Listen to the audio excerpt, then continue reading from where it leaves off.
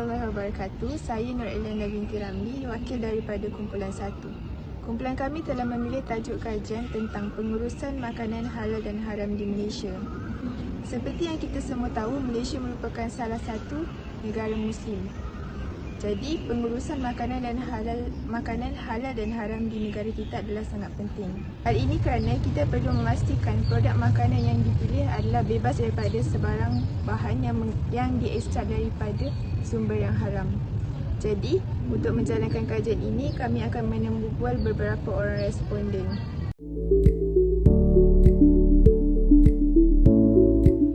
Baiklah, objektif kami melakukan kajian ini adalah untuk mengukur kadar pengetahuan orang awam berkenaan isu-isu pemilihan produk makanan di negara kita. Selain itu, kami juga ingin menyelidik tentang pendapat serta solusi daripada orang awam tentang beberapa fenomena pemilihan produk makanan yang halal dimakan oleh masyarakat pelbagai. Jadi kami telah memilih untuk melakukan temu bual di sebuah pasaraya Maidin di Terengganu.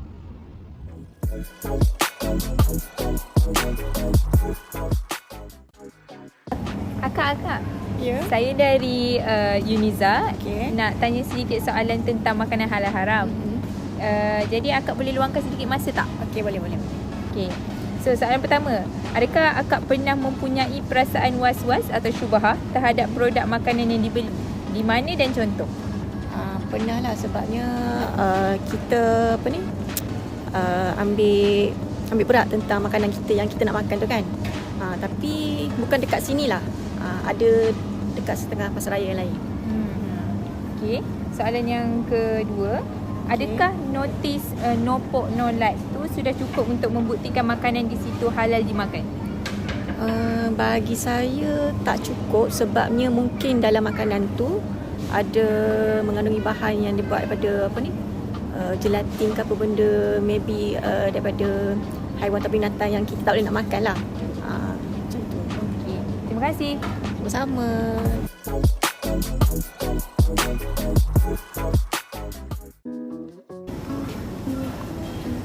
Encik, boleh saya minta sedikit masa untuk buat temu bual? Boleh.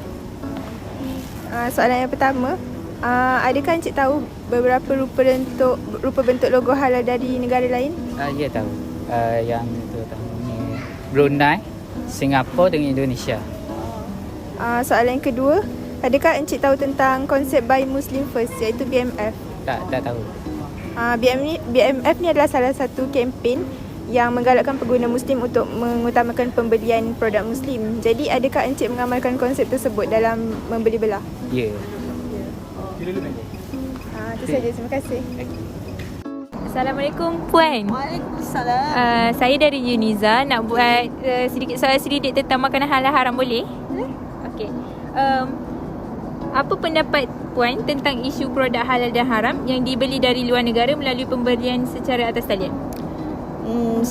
Bagi saya lah, saya tak berapa nak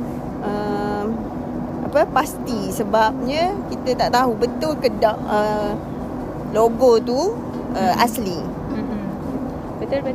Okey, soalan seterusnya, adakah Puan yakin dengan logo halal di suatu produk tanpa menyebab kandungan bahan satu persatu? Kalau logo halal JAKIM, saya akan semak melalui laman web dia tu kan. Kalau halal lain, mungkin saya akan tengok lah ingredient dia tu. Okey. Terima kasih banyak Puan. Sama. Assalamualaikum Puan, saya pelajar Uniza. Boleh saya tanya sikit tentang soalan pemakanan halal dan haram? Kebanyakan kilang ayam menggunakan mesin untuk menyembelih. Adakah Puan yakin penyembelihan tersebut mengikut syariat Islam? Saya rasa kurang yakin lah. Sebab kita belum tentu tahu yang tu halal ke haram ke. Cara penyembelihan dia pun kita belum tahu. Seterusnya, remaja kini terkenal dengan trend cafe hunting yang mempunyai pelbagai konsep makanan seperti Cina, Jepun dan Korea. Namun jarang sekali golongan ini menghiraukan tentang status halal makanan di kafe-kafe tersebut. Jadi apa komen Puan? Kita sebagai ibu bapa, kita bagi nasihat ke anak-anak supaya hindar lagi ke tempat-tempat macam tu. Kita perlu tahu kata halal ke haram ke. Okey, terima kasih Puan.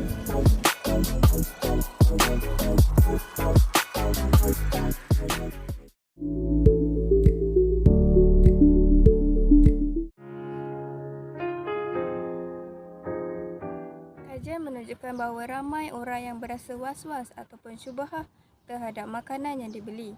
Ada segelintir daripada mereka yang makan di restoran tanpa membuat usul periksa dahulu terhadap status halal restoran itu. Namun, ada juga yang mengambil berat terhadap perkara ini. Kajian juga mendapati lebih daripada 90% masyarakat cakna tentang bahan-bahan yang terkandung dalam produk makanan di pasaran. Selain itu, tinjauan mendapati peratusan masyarakat yang setuju dan tidak bersetuju untuk makan di premis yang bernotis no pork, no lard, no alcohol menunjukkan nisbah yang sama. Seterusnya, orang awam dilihat bersifat neutral dan tidak memberikan sebarang reaksi positif atau negatif berkenaan isu penyembelihan ayam menggunakan mesin.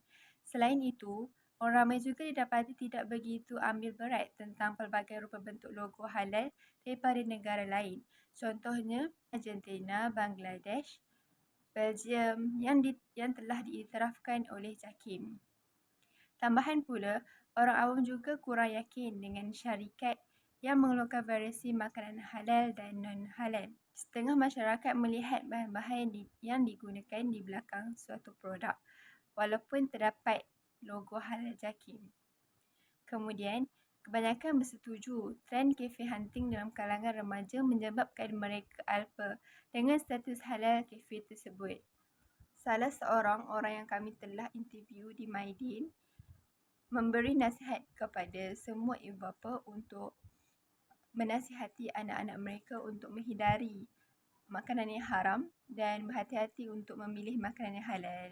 Namun begitu, rata-rata masyarakat Islam di Malaysia khususnya mendukung konsep Buy Muslim First (BMF) dan mengamalkannya dalam kehidupan seharian. Akhir sekali, melalui kajian yang dilakukan, kami memperoleh data bahawa rakyat Malaysia mengambil peduli soal penggunaan baju organik sewaktu proses penanaman sayur-sayuran dan buah-buahan yang dijual di pasaran. Perkembangan industri halal di Malaysia amat merangsangkan dengan bantuan kerajaan dan badan-badan bertanggungjawab dalam menjadikan Malaysia sebagai hub halal global. Tujuan utama pengenalan sijil halal adalah untuk membantu pengguna mendapatkan produk yang halal, selamat dan berkualiti. Di samping mengelakkan mereka daripada menjadi mangsa penyelewengan serta penipuan pihak yang tidak bertanggungjawab. Bagi memperkemas dan menambah keyakinan pengguna Islam, aspek perundangan dan penguatkuasaan telah diperkemaskan dengan pengenalan undang-undang baru iaitu Akta Perniagaan 2011 serta perundangan subsidiari di bawahnya mengenai pensijilan dan logo halal. Undang-undang baru ini dapati cuba mengatasi masalah yang dihadapi pada masa lalu iaitu pewujudan kepelbagaian logo dan sijil halal yang mengeluarkan pengguna Islam dengan hanya mengiktiraf logo dan sijil yang dibenarkan oleh undang-undang serta menyediakan hukuman kepada mana-mana pihak yang cuba menawarkan perkhidmatan pensijilan halal tanpa kebenaran pihak berkuasa. Sebuah pengurusan makanan patuh syariah perlu berdasarkan kriteria-kriteria yang telah dianjurkan oleh JAKIM di dalam piawaian makanan halal. Sehubungan dengan itu, pengurusan makanan halal sangat menitik beratkan persoalan halal haram dalam makanan dan juga membuktikan bahawa makanan yang dihasilkan sesebuah pengeluar adalah bersih dan selamat untuk dimakan. Akhir sekali, pengurusan makanan halal dipengaruhi oleh beberapa faktor, antaranya ialah pemprosesan, pembungkusan serta pemantauan produk makanan yang selari dengan hukum syariah.